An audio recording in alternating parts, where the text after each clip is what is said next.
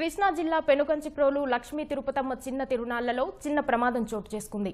భక్తులు పొంగళ్లు సమర్పిస్తున్న సమయంలో తిరుపతమ్మ ఆలయ ప్రాంగణంలో గ్యాస్ సిలిండర్ పేలింది. ఆ తర్వాత తాత్కాలిక షెడ్లకు మంటలు అంటుకున్నాయి. 500కు పైగా పాకలు కాలి బూడిదయ్యాయి. భయంతో భక్తులు పరుగులు తీశారు.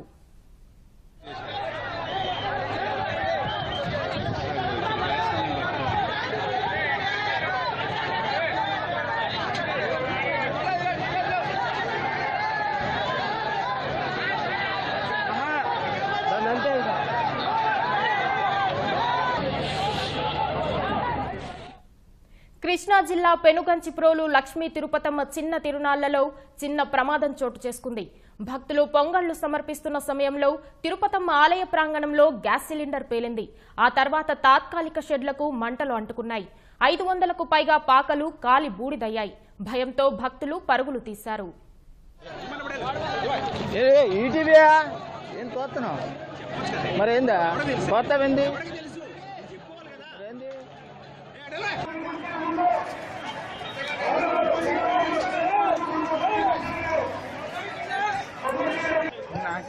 అన్న కాలుతున్నాయి చూడండి అన్న.